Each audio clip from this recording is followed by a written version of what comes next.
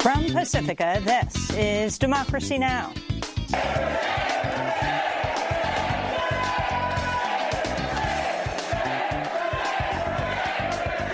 Protests are continuing in Wisconsin against what many see as a legislative coup, as Republican lawmakers are orchestrating an unprecedented power grab to weaken incoming Democratic Governor Tony Evers before he takes office.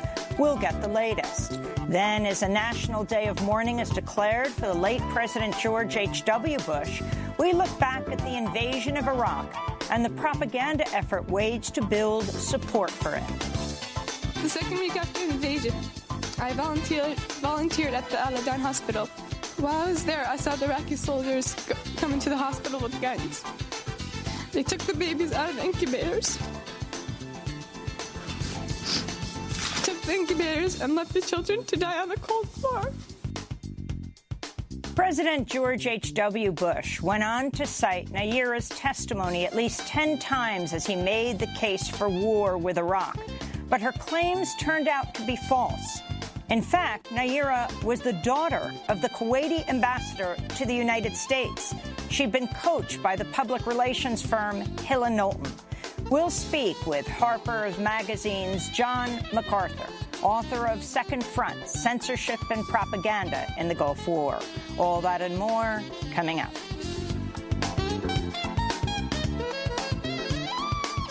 To Democracy Now!, democracynow.org, The War and Peace Report. I'm Amy Goodman.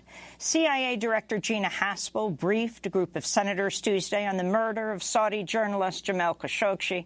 After the closed-door meeting, Republican Senator, chair of the Foreign Relations Committee, Bob Corker, told reporters he holds Crown Prince Mohammed bin Salman directly responsible.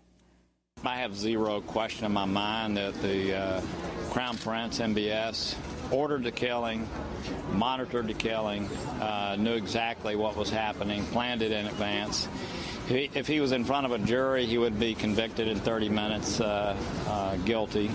Republican South Carolina Senator Lindsey Graham also condemned the Crown Prince and called out the Trump administration's handling of the case. MBS, the Crown Prince, is a wrecking ball. I think he's complicit in the murder of Mr. Khashoggi to the highest level possible.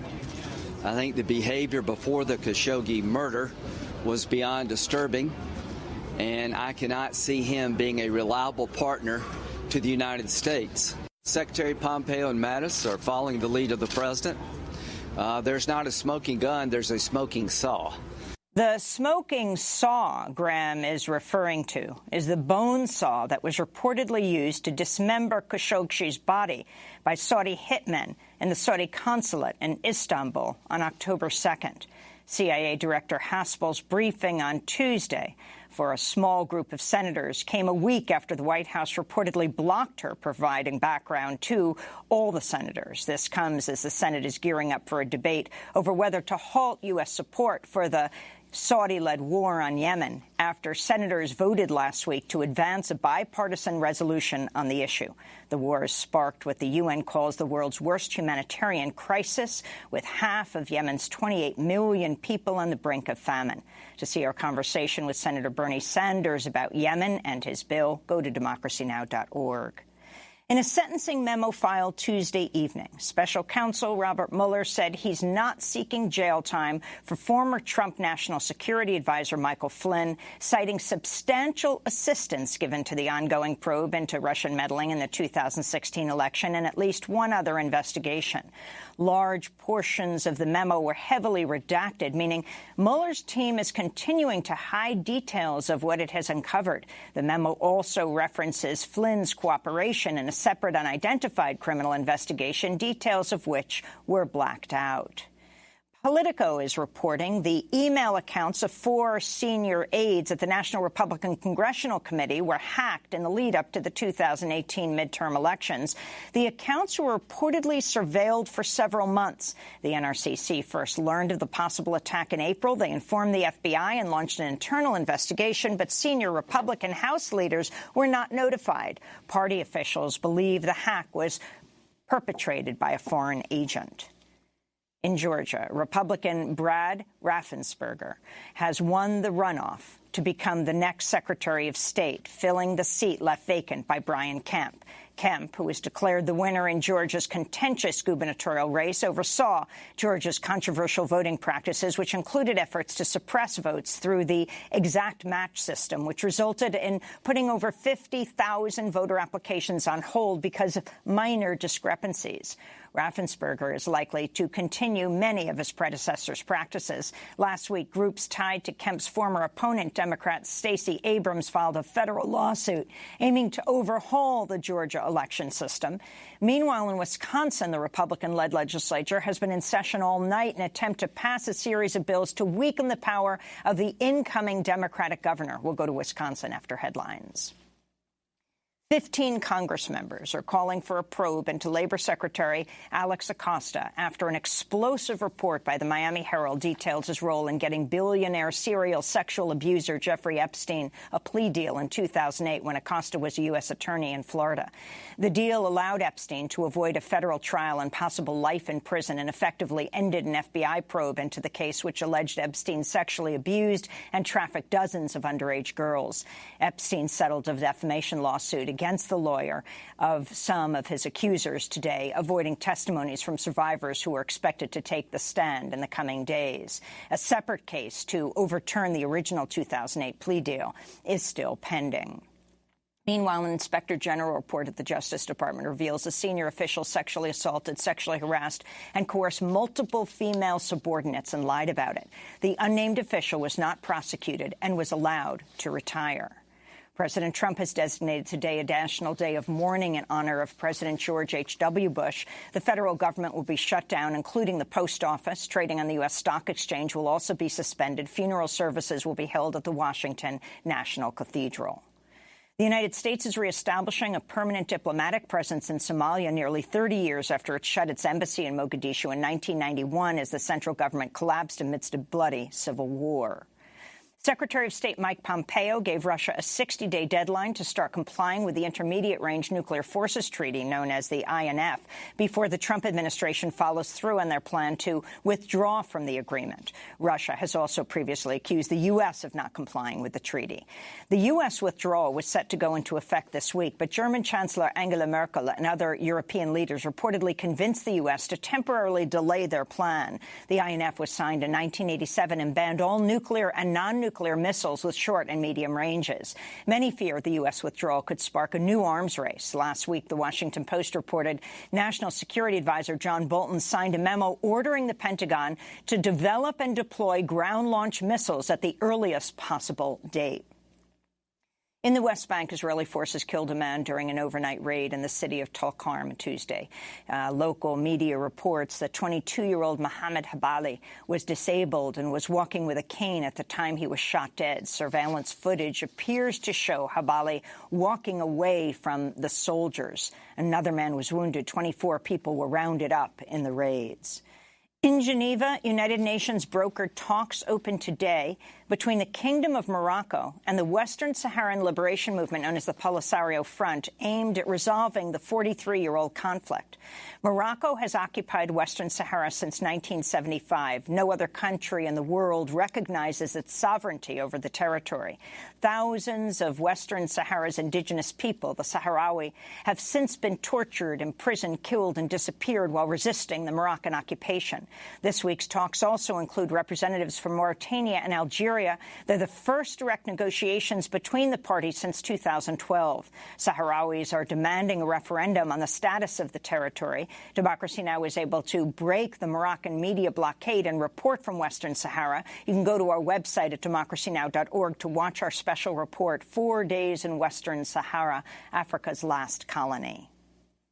In Libya, 15 migrants died in a boat after spending 12 days at sea without food or water. 10 migrants survived. This is one of the survivors from Egypt. We were 25 migrants on a boat, and we set off from the town of Sabrata. Everything was fine for about an hour, but after that, the boat started to malfunction. We drifted for about 12 days without food or water, and about 15 people died. We were only 10 people left when someone finally saw us near the shore. We spent 12 days without anything. Migrants and human rights advocates have condemned Libya for gross human rights abuses against migrants, including torture, imprisonment, and slavery. Last month, a group of over 70 migrants refused to leave a docked ship in the Libyan port of Misrata before they were forcibly removed. The attorneys general of the District of Columbia, Maryland, the state of Maine, and 5 federal agencies have sent subpoenas to the Trump Organization for financial documents relating to President Trump's business interests. The Trump Organization is accused of violating the Foreign Emoluments Clause of the Constitution by receiving payments from foreign governments through the Trump International Hotel in Washington, D.C., and other establishments around the world. In Missouri, Springfield Police Chief Paul Williams has issued a video apology to rape victims after a damning CNN investigation revealed his police department routinely pressured survivors, neglected to interview suspects, and destroyed or left untested rape kits in cases that could have been prosecuted. Williams said he would make changes to the department's handling of rape cases, including halting the practice of having victims sign prosecution declination waivers. The New York Police Department announced it'll begin using drones. The NYPD says the drones will be used for search and rescue missions to investigate hazardous materials and to access crime scenes in tall buildings. The New York Civil Liberties Union said in response, quote, "The NYPD's drone policy places no meaningful restrictions on police deployment of drones in New York City and opens the door to the police department building a permanent archive of drone footage of political activity and intimate private behavior visible only from the sky." An investigation ordered by CBS reveals new details in the long-running sexual abuse committed by disgraced former CEO Les Moonves. The revelations include at least one board member's knowledge of sexual assault allegations against Moonves and an employee who was, quote, on call to perform oral sex. The report also says a resignation letter was drafted for Moonves by CBS's head of communications but was never signed. Moonves resigned in September after The New Yorker published an article detailing a slew of previously unreported sexual assault and sexual harassment allegations. Meanwhile, The New York Times is reporting Moonves destroyed evidence and lied to investigators to protect his reputation and a hefty severance package. In Texas, a Salvadoran mother and her 4-year-old son have been reunited under court order 8 months after immigration agents separated them at the border. The pair entered the country earlier this year seeking asylum from extreme violence and persecution, but were soon separated. 4 months ago, they were deemed ineligible to reunite due to a supposed arrest warrant in El Salvador. Recent reports reveal families are still being separated as they enter the U.S. months after a judge ordered a halt to the Trump administration's zero-tolerance policy. And students at the University of North Carolina, Chapel Hill, are protesting the school's plan to relocate the Confederate statue known as Silent Sam to a new $5 million campus building. On Monday, UNC Chapel Hill student and activist Maya Little was charged with 2 misdemeanors, inciting a riot and assaulting an officer after a campus protest. Earlier this year, Maya Little poured her own blood and red paint on the statue. To see our interview with Little, go to our website at democracynow.org. And those are some of the headlines. This is Democracy Now!, democracynow.org, The War and Peace Report. I'm Amy Goodman. And I'm Juan Gonzalez. Welcome to all of our listeners and viewers across the country and around the world. We begin today's show in Wisconsin, where Republican lawmakers are orchestrating an unprecedented power grab to weaken incoming Democratic Governor Tony Evers before he takes office. In an extraordinary move that some are calling a legislative coup, Republican legislators have worked throughout the night to pass a sweeping package of lame duck bills to give power to the Republican-controlled legislature before Republican Governor Scott Walker leaves office in January. Republicans in both houses worked throughout the early morning to gather enough votes to pass the bills. Both houses are still in session now. At 7 a.m. Eastern Time, the Associated Press reported that the Wisconsin Senate passed a measure to limit the power of the Democratic governor and attorney general-elect and restrict early voting periods. Earlier Wednesday morning, the Senate and Assembly passed a bill enacting a Medicaid work requirement and limiting the incoming governor's ability to change state laws that require able-bodied adults without children to work in order to receive public benefits. On Tuesday, protesters took to the state capitol in Madison for a second day to oppose the power grab.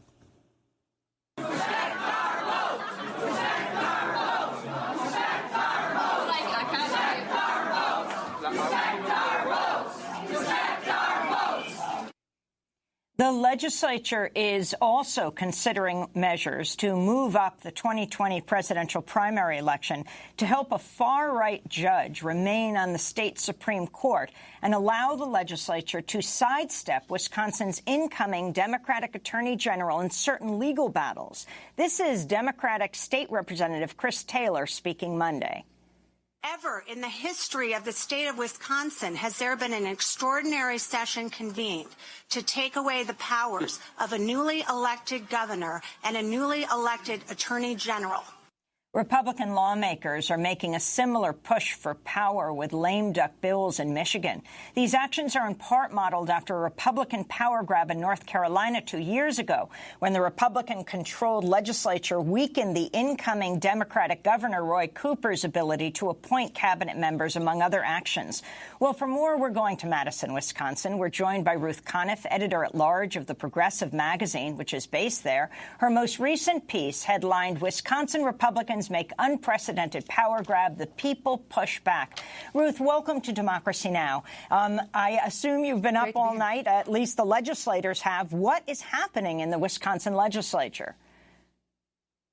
Well, what's happening in the Wisconsin legislature continues to unfold. But as of 4 o'clock this morning, the legislature had managed to pass the first of this raft of bills to grab power from the incoming governor, Tony Evers, before he takes office. And the bill that is going to go to Scott Walker's desk next is the bill that insists on work requirements for Medicaid recipients and, more broadly, gives the legislature power to review all federal waivers that the governor might want to seek to get out of, that Scott Walker sought. So that's very significant because it's putting the legislature in charge of everything related to health care that might involve a federal waiver. And that's a whole large, broad array of possible acts that the governor might want to take. The background, though, I think what's really important to understand is that here in Wisconsin in 2018, Democrats won every single statewide race. And our legislature is still Republican-dominated because it is the most gerrymandered set of districts legislatively in the United States of America. It's been the subject of a federal lawsuit. A federal judge found it to be unconstitutional, the map that was drawn in secret to lock Republicans into power in the state legislature. It went all the way to the Supreme Court and was turned back on a technicality. The Supreme Court found that the plaintiff in the case didn't have standing. So this is going to continue to be litigated.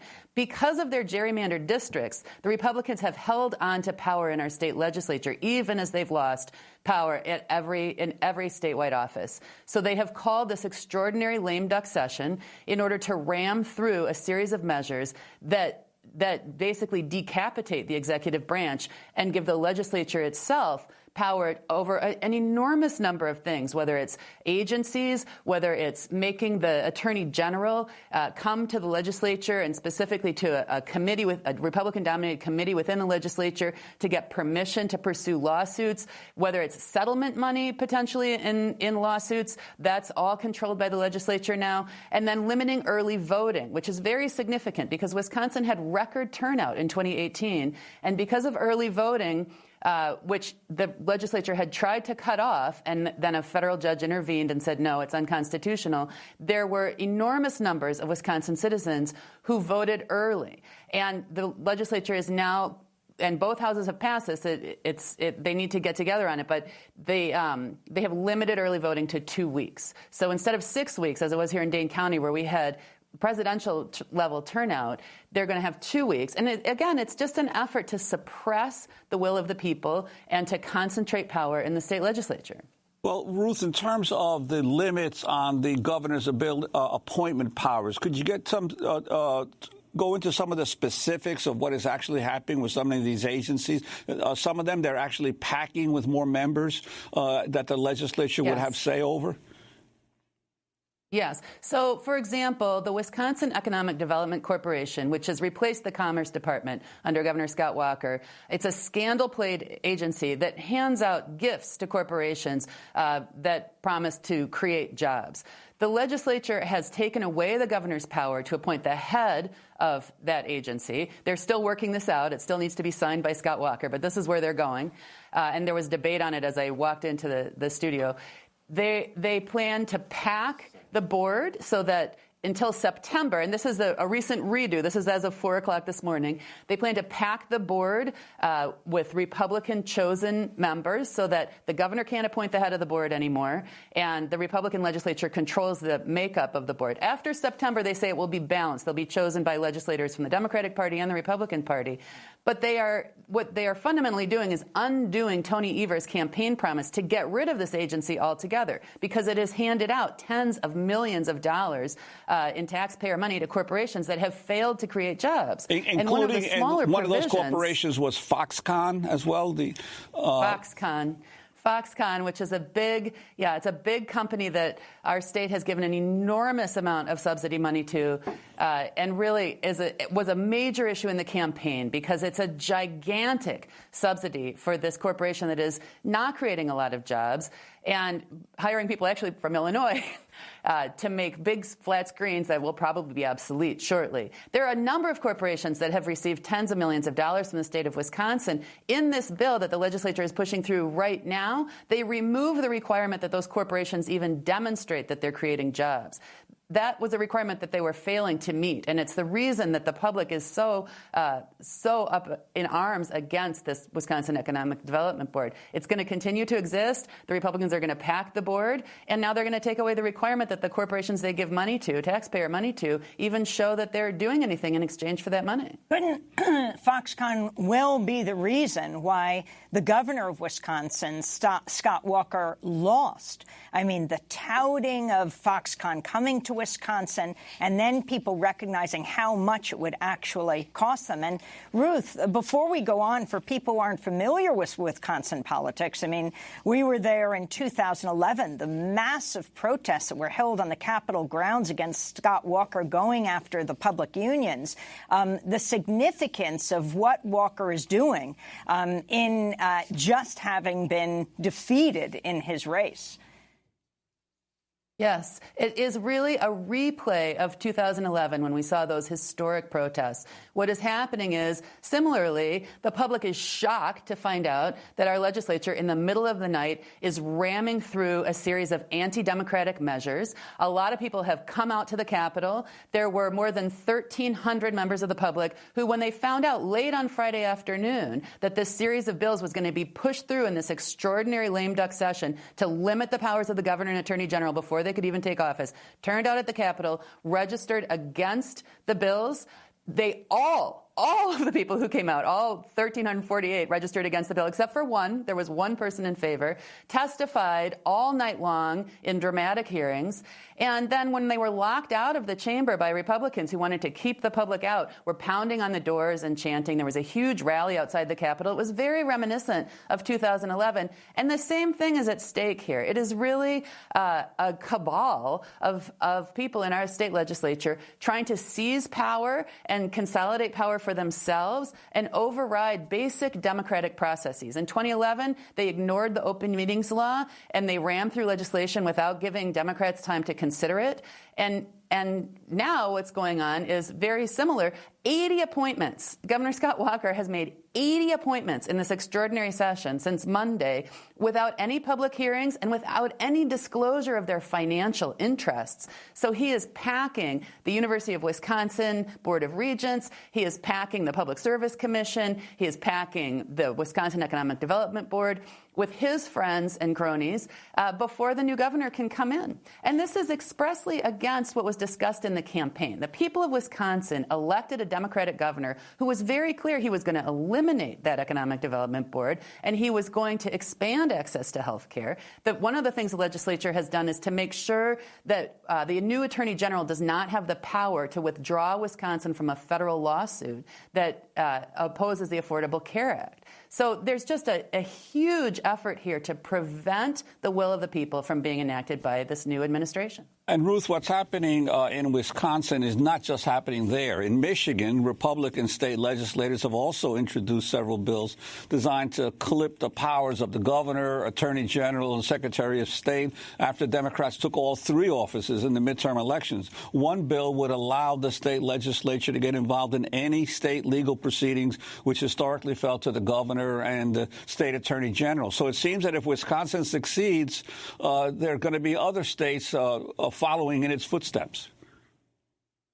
And even in addition to that, I would add that it is a national strategy. What we're seeing in Wisconsin and Michigan is a national strategy by Republicans who are losing their hold on power after the 2018 elections. They see a wave that is trying to push back Republicans, and the response to that is to try to undo democracy. It's to try to limit voting. It's to try to very specifically bring in private attorneys, and this is happening both in Wisconsin and in Michigan, bring in private attorneys to replace the Attorney General who represents the public. And in Wisconsin, this is an issue, and in Michigan, this is an issue because they're going to bring these private attorneys into court to represent the legislature, which is Republican-dominated, instead of allowing the executive and the Attorney General, who are Democrats, to pursue those lawsuits as they always have, to make decisions about which lawsuits to pursue and to show up in court. And just now in the Wisconsin legislature, there was a Republican senator standing up and saying they ought to be able to hear from both sides. A judge ought to be able to sit there and see the Attorney General representing the state of Wisconsin and a private attorney representing the Republicans in the legislature arguing against the state's position right there in the same courtroom, which is chaotic. You have one side that's represented by two opposing points of view. So this is, I believe, very clearly a national strategy. In Michigan, it's also interesting just to note that all three leaders, incoming Democratic leaders in Michigan, are women, which is a first for Michigan. You have Gretchen Whitmer, the governor-elect. You have Jocelyn Benson, the Secretary of State, and Dana Nessel, the Attorney General. One of the first times, I think, in the country anywhere that the top three leaders of a state are going to be women. All women, all won by big, healthy margins, and all are pushing back against the same agenda we've seen in Wisconsin, which is the disempowerment of unions and the interests of the wealthy, represented by a Republican legislature that is pushing through major tax cuts for corporations and very wealthy individuals, also part of the package in Wisconsin that we're seeing right now, and that is trying to subvert public education, pouring public money into private schools. That's a major issue both in Michigan and Wisconsin. So undoing the public sphere, concentrating power, and cutting taxes for the wealthy. And you see the public's response.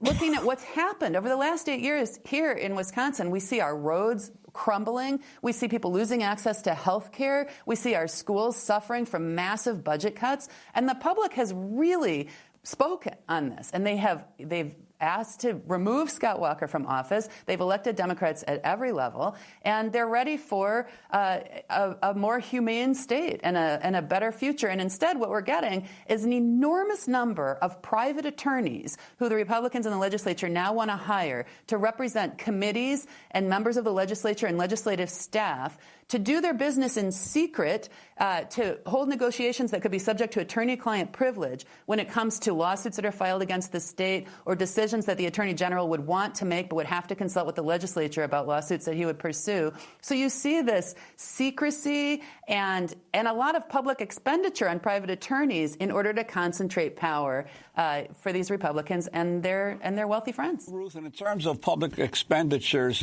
could you talk about the effort to add another primary in 2020, change the date of the presidential primary, and what the meaning of that is? Well, this is the one piece of this package of legislation that did not make it out of committee. So it seems that the Republicans have been shamed into dropping their effort to change the date of Wisconsin's presidential primary.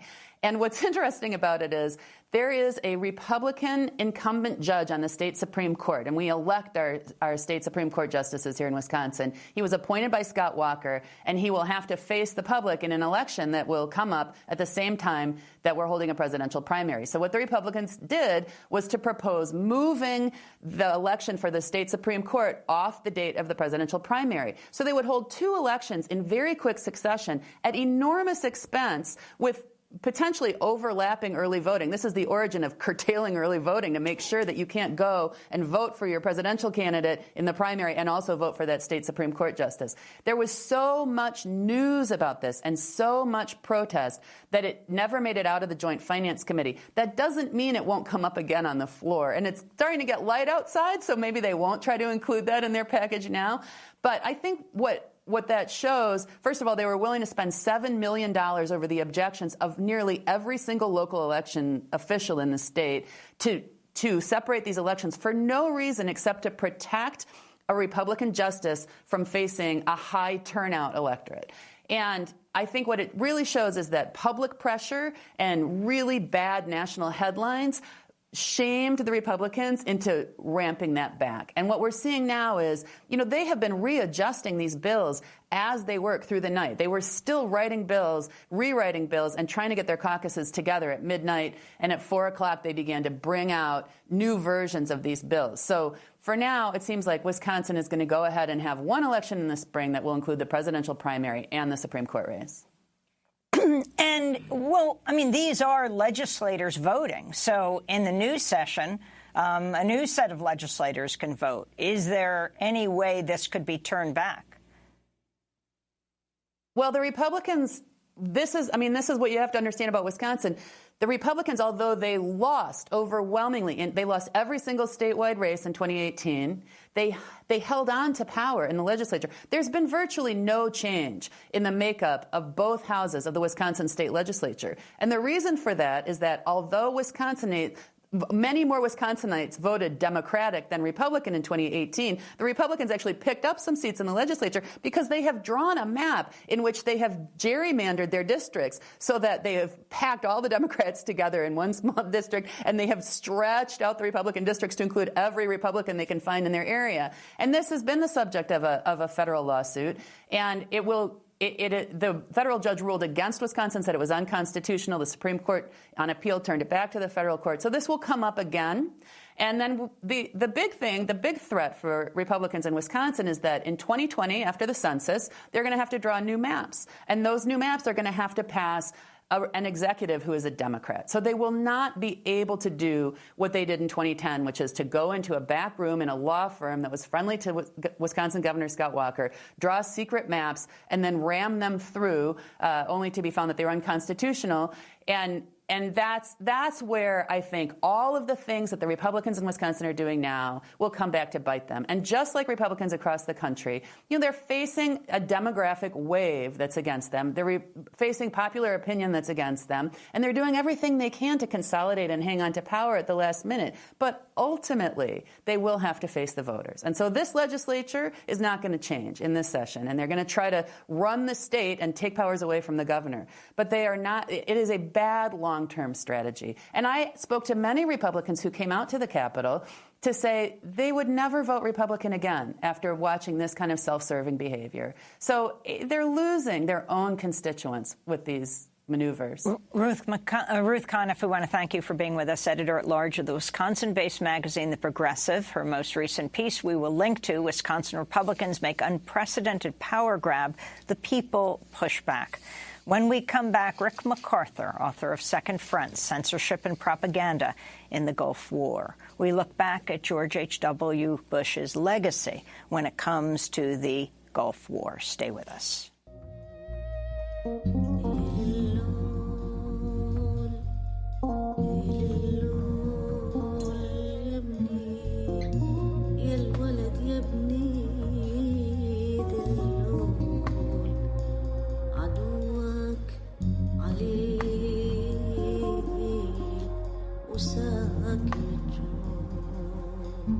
Sleep, my son, sweet child of mine,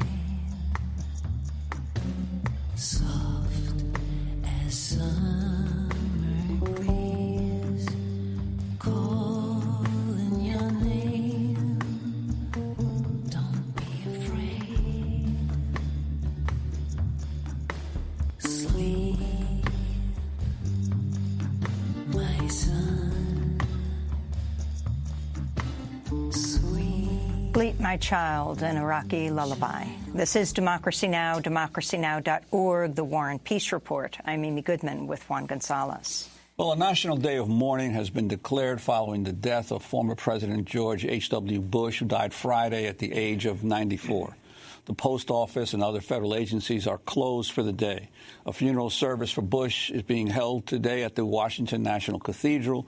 Former Presidents Barack Obama, Bill Clinton, Jimmy Carter, and Bush's son, George W. Bush, will attend, as will President Trump, who was not invited to speak.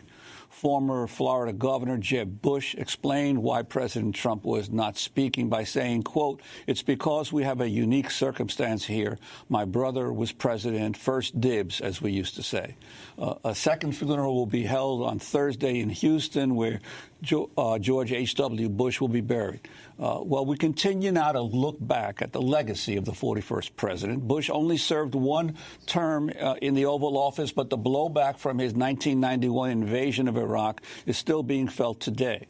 Although the Gulf War technically ended in February 1991, the U.S. war on Iraq would continue for decades, first in the form of devastating sanctions, and then in the 2003 invasion launched by George H.W. Bush's son, George W. Bush. Thousands of U.S. troops and contractors remain in Iraq today. We look back now at a largely forgotten aspect of Bush's war in Iraq, the vast domestic propaganda campaign that occurred in the United States before the invasion began. The story centers on a young Kuwaiti woman named Nayira.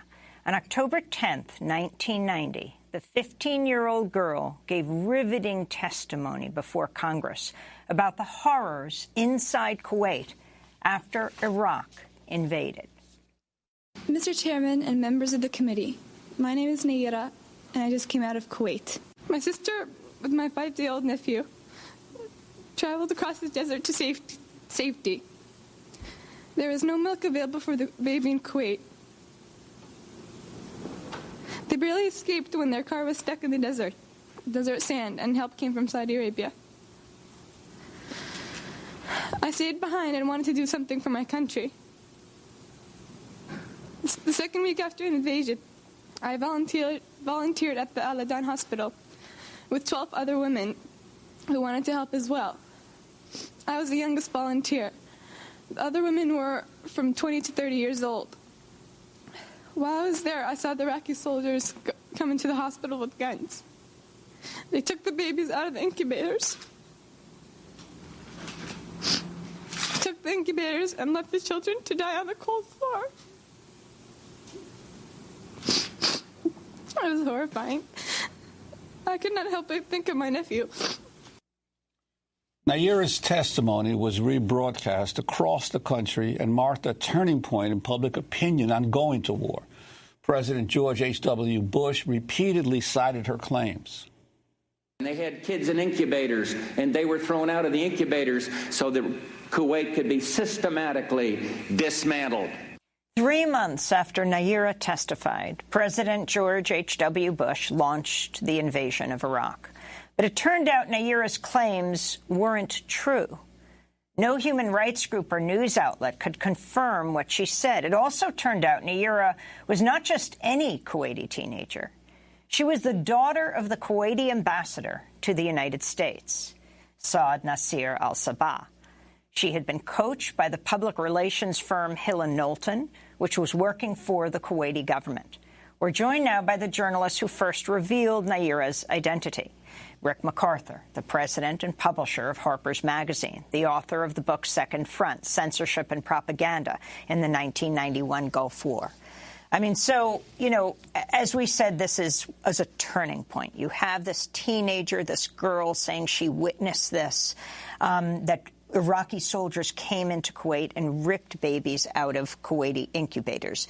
But she was only referred to as Nayira at the time of the testimony. It wasn't Nayira al-Sabah, so you would know that she's the daughter of the Kuwaiti ambassador who also testified in that hearing. Correct. That's all part of the propaganda plan, is to maintain her anonymity, to protect her and her family against reprisals in Kuwait.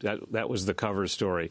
But, of course, nobody bothered to try to find out who she really was. They just bought the story hook, line, and sinker, even though at the time there were a couple of human rights investigators who were becoming suspicious. I got onto the trail after the war, unfortunately, and was able to run down what really had happened, which was that Hill and Knowlton selected her as a persuasive witness to this atrocity, and it was all part of a campaign to turn Saddam Hussein, at least in the public consciousness, into Adolf Hitler. And the feeling was that they couldn't sell the Gulf War without this. In other words, they had to cheat to win. And that's what interests me about the eulogies for George Bush. He's being presented now as this paragon of kind of WASP respectability and integrity, old school, when in fact he had a violent side to him, a very angry and violent and ruthless side to him. And when you see him doing the propaganda, using the Hill and Knowlton disinformation, you see a side of a politician that's kind of ugly. And we're still, as Juan said, we're still living with the consequences of our having placed troops in Saudi Arabia, because that's what sets off bin Laden, finally. And Rick, in terms of most people, it's been over a quarter century now. Most people don't recall the climate then, but there was significant public opposition to the United States going into Iraq to beat back the invasion of Kuwait, and the vote to approve the military action was very close, wasn't it? So this was crucial. This testimony. Precisely. You got to remember, in 1990-91, we're only 15 years after Vietnam, and there's still this very, very bad feeling in the country that's represented in Congress by senators like John Kerry, that we were conned into Vietnam. It was an undeclared war, and we weren't going to get conned again into another a phony war or a phony pretext. And so it was clear that Bush was going to have to get congressional authorization for liberating Kuwait. And so the vote was going to be very close. It ended up being 52-47. It would have been 52-48 if Alan Cranston, the senator from California, had come back to Washington to vote. He said he would have voted if it was close. He was undergoing chemotherapy in California. And it's clear that numerous representatives and senators cited the baby incubator atrocity, which was false. It never happened. As a reason for voting for the Gulf War resolution. In other words, these are people who said, well, look, we could figure out other ways to get Saddam Hussein out of Kuwait, economic sanctions, negotiations. There was a feeling that this was about oil. It wasn't about principle, even though Bush posed it as a matter of international law. But these people said, finally, look, if he's really Hitler, if he's really capable of having an army that slaughters, and it got to hundreds of babies by the time Amnesty International gave its official seal of approval to the story. No, that's it was inflated. That's it got very, even bigger. very important about Amnesty International and the role that it played. It wasn't just Naira. It wasn't just Naira. Human Rights Watch fell for it. They were neutral officially. But Amnesty International actually put the number over 300 babies. There weren't that many incubators in Kuwait City hospitals. Now, if you want to go back over the record, you'll see how badly the media, how badly the press failed in all this. Well, I remember my newspaper, the New York Daily News, had a front page. They killed the babies, so the media uncritically accepted this story without any kind of check. And if he's a baby killer, then, well, reasonable people can disagree about how to enforce international law, how to prevent countries from invading other countries. But we have to draw the line at baby killing. And after the war, it's not just me. It's John Martin who did the really good reporting. He went around to all the hospitals for ABC News and did what a reporter should do, unfortunately too late, interviewed hospital personnel, doctors, did a very thorough job. Nobody could cite one instance of a baby being pulled from an incubator by Iraqi soldiers and killed. There were babies killed because of neglect and because of the American bombardment of Kuwait and of Iraq, because a lot of hospital personnel fled. There were casualties. There were infants who died. But there were no babies killed by being pulled from incubators. It never happened. And this was, I think, as you know, the beginning of a new effort at increased effort at the propaganda campaigns of our government to justify war. Right. And this is something that hasn't been explored enough. Again, we go back to George Bush's alleged WASP integrity and respectability. Well, he's also the father of George W. Bush, who took the propaganda campaign a couple of steps further with Saddam's fake atomic bomb program. Never happened, never existed in the time that we said it was going on. He may have had ambitions before, but there certainly was no atomic bomb program in 2002, 2003. But we've now gotten so used to debating whether we should go to war or not based on fake news. I'm sorry to quote Donald Trump, but false information, that we don't know how to discuss these subjects anymore. And the war-making power has been taken out of the hands of the people, almost been taken out of the hands of the Congress. It's almost quite... Somebody said to me earlier, why did Bush bother to ask Congress for permission to invade Iraq in 1991? Well, back then, we were still a little bit more of a constitutionally ruled country. And there was this bitter memory of the Gulf of Tonkin resolution and Vietnam, and the fact that we fought an undeclared war on false pretexts. We're talking to Rick MacArthur, publisher of Harper's Magazine, author of Second Front, Censorship and Propaganda in the Gulf War. The beginning of your book, Second Front, Censorship and Propaganda in the 1991 Gulf War, is the first chapter is called Cutting the Deal. And you start with a quote of Earl Shores saying, some men are pleased to give orders, some men are pleased to take orders. It's really the beginning of the embedding process. Right. And explain this highly unusual meeting, August morning in 1990, 8 days after Iraqi forces invaded Kuwait. Of the four at the time, and you know the media landscape is so different, the four Washington bureau chiefs of the major U.S. television networks presenting themselves where? Well, they present themselves at the home of Prince Bandar, who is the Saudi fixer in the United States. He's the sort of major domo of everything that happens Saudi-related in the United States. And he's the guy that the reporters have to ask for favors. That's who you go to for help, because the White House and the Pentagon had decided from the beginning we're not going to have another Vietnam. In other words, we're not going to have another situation where reporters are permitted to go anywhere they want, take pictures of corpses, take pictures of burning buildings or helicopters crashing. We're not going to, because the belief was, the revisionist belief was that we lost Vietnam because the American public was demoralized by all the bad news coming back on CBS Evening News and in Newsweek. So we're not going to let this happen again. And the decision was made to pool reporters and to censor them. In other words, you'd send groups of 5 to the front, wherever the Pentagon decided the front happened to be that day. They would get to take pictures and describe things in theory, but their report would have to be shared with everybody else. There'd be no competition, and it would have to be vetted by Pentagon censors. So obviously, the American public saw nothing.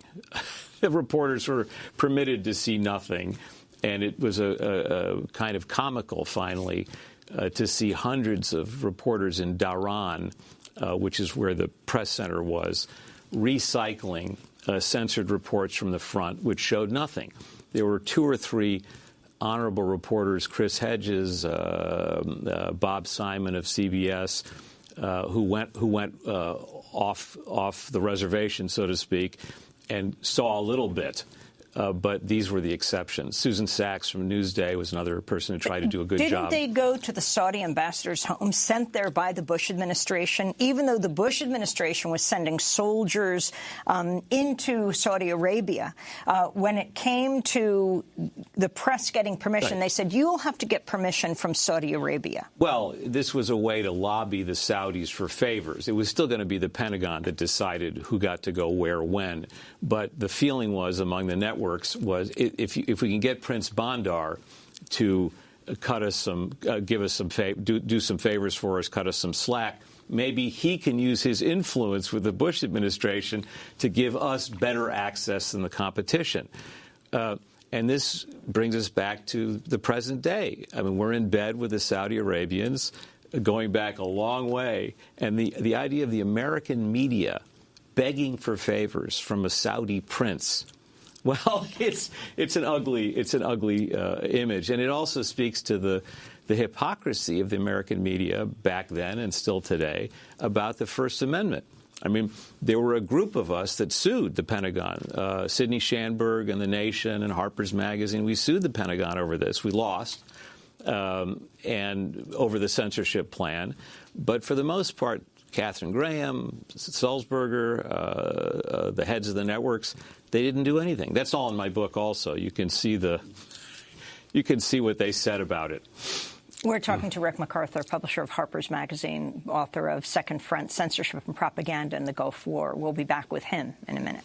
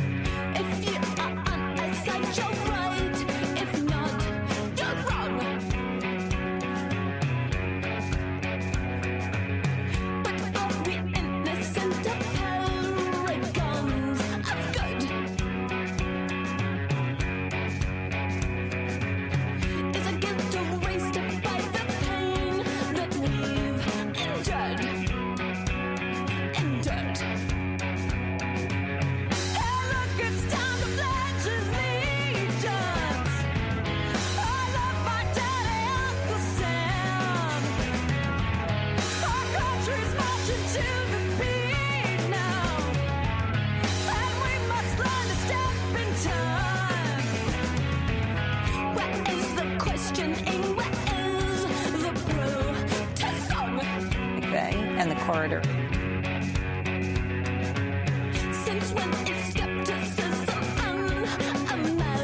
Combat Rock by Sleater Kinney. And a shout out to today's class visiting Democracy Now! Marymount Manhattan College. This is Democracy Now!, democracynow.org, The War and Peace Report. I'm Amy Goodman with Juan Gonzalez. As we look at President George H.W. Bush's legacy when it comes to war, particularly the Iraq War. Juan? Well, Rick, I wanted to ask you, following up on what we were talking about the agreement of many of the major media companies to go along with the censorship protocols of the Pentagon in the war. Ironically, this was the first live televised war, and those of us who remember the pictures of the bombers hitting different parts of Iraq and Kuwait. So you had this irony of, on the one hand, there was censorship and control. On the other hand, it was a televised war. So the American people got this idea of these precision-guided bombs that the United States was unleashing on the Iraqi forces. Right. Strictly speaking, it's not the first televised war. You could say Vietnam is the first televised war. Live televised. But live televised war, yes, in the sense that you have these long press conferences, if you can call them that, run by Norman Schwarzkopf, the commander of the overall commander of the Allied forces, as they were quaintly called, who turns out to be a brilliant PR man. And what he understood was it's better to talk over the reporters at the press conference and show pictures in real time, if possible. Sometimes they were real time, sometimes they were videotapes, to show what the Army was allegedly doing before anybody could check it out.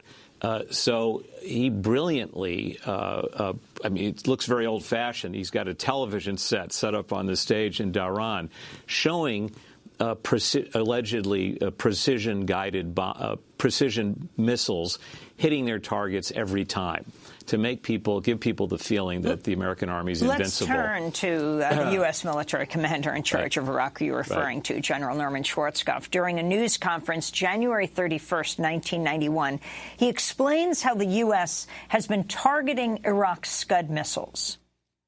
Last night in western Iraq, we also attacked and destroyed 3 Scud tells with F-15s, and I feel we preempted a missile attack on Israel last night. Now, I certainly can't say there will be no more Scud launches. You can never say that.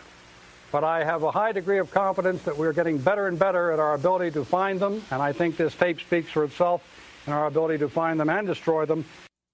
That's Norman Schwarzkopf, General Norman Schwarzkopf. Right. And the day before, actually, they showed pictures of them, of the United States Air Force allegedly blowing up mobile Scud missile launchers, because at that point, people were very upset and frightened that the Iraqis were going to hit targets in Israel. They did get a couple of Scuds through the defenses into Israel. So they had to have results. They had to show that they were taking out the Scud missile launchers. And so they claimed to have knocked out 11 of them. After the war, Scott Ritter and Mark Crispin Miller did some good reporting and refuted this, said that no Scud missile launchers were blown up. But the mobile Scud missile launchers. But the point is that in real time, the press, the media, could not challenge anything that was said. Here's the video. Here are the generals with their pointers.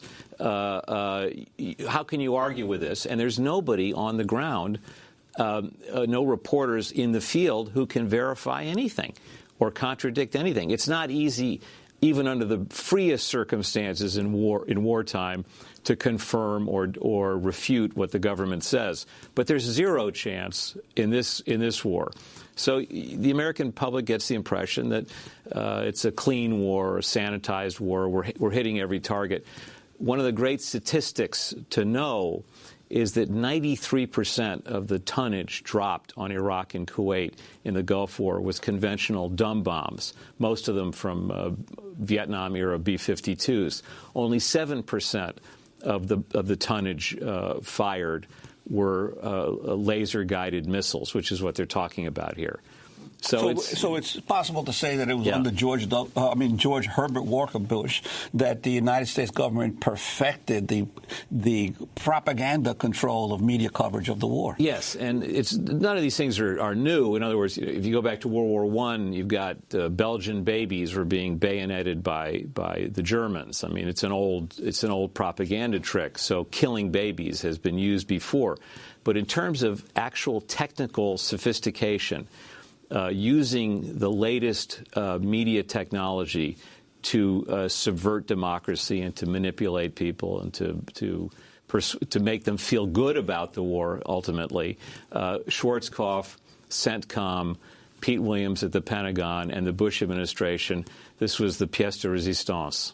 Your final thoughts in the last 30 seconds on the review of President George H.W. Bush's life that we're seeing in the media today. Well, I'm horrified. There was a column in the Wall Street Journal yesterday by William McGurn, headline George Bush's Wonderful Life, where he literally compares him to George Bailey in It's a Wonderful Life, which is crazy on its face because George Bailey is a kind of populist.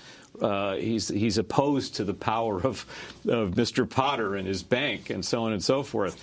But George Bush was not a peace-loving guy. I'll never forget George McGovern saying to me, and George McGovern, we have 15 seconds. McGovern having been a bomber pilot in World War II, saying, most of us came back from World War II.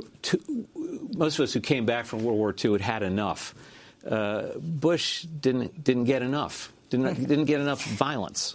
We're going to have to leave it there. Rick MacArthur, publisher of Harper's Magazine, author of Second Front. I'm Amy Goodman with Juan Gonzalez.